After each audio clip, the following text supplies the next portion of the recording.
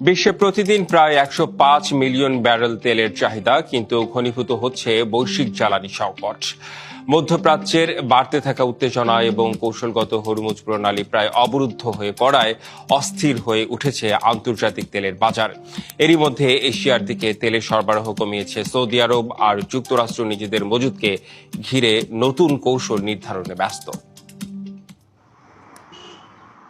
বিশ্বজুড়ে প্রমাণিত তেলের মজুদ প্রায় 1.78 ট্রিলিয়ন ব্যারেল। তবে এই বিপুল সম্পদের বড় অংশই কেন্দ্রীভূত কয়েকটি দেশের হাতে। তালিকার শীর্ষে ভেনিজুয়েলা, যেখানে আছে 303 বিলিয়ন ব্যারেলেরও বেশি তেল। 267 বিলিয়ন ব্যারেল নিয়ে দ্বিতীয় স্থানে সৌদি আরব। এর পরেই রয়েছে ইরান, কানাডা ও ইরাক।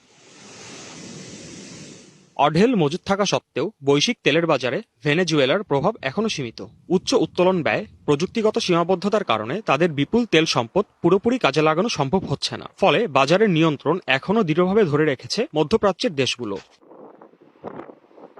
এশিয়ায় অপরিশোধিত তেলের সরবরাহ কমিয়ে দিয়েছে সৌদি আরব। রপ্তানির প্রধান রুট সরিয়ে এখন তারা ব্যবহার করছে লোহিত সাগরের ইয়ানবু বন্দর। ফলে চীন ও ভারতের মতো বড় বাজারে সরবরাহ প্রায় 30% কমার আশঙ্কা তৈরি হয়েছে। সংযুক্ত আরব আমিরাতের তেলের মজুদের পরিমাণ প্রায় 97.8 বিলিয়ন ব্যারেল। হরমুজ প্রণালী এড়াতে আমিরাত তাদের হাবশান ফুজাইরা পাইপলাইন ব্যবহার করছে। এই পথ ব্যবহার করায় জাহাজগুলোকে আর পারস্য উপসাগরে প্রবেশ করতে হয় না।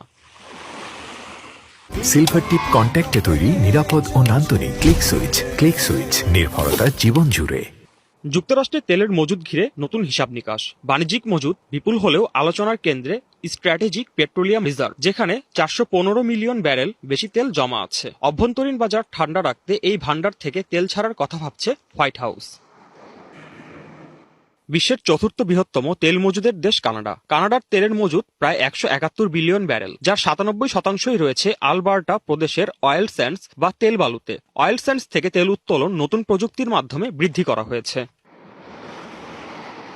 রাশিয়ার তেল কৌশল এখন ভিন্ন পথে। 80 বিলিয়ন ব্যারেলের বেশি মজুদ থাকলেও পশ্চিমা নিষেধাজ্ঞায় তারা ঝুঁকছে এশিয়ার দিকে। কম দামে ভারত ও চীনে তেল বিক্রি বাড়ানোর পাশাপাশি ওপেকের সঙ্গে তাল মিলিয়ে দৈনিক 5 লাখ ব্যারেল উৎপাদন কমানোর ঘোষণা দিয়েছে মস্কো।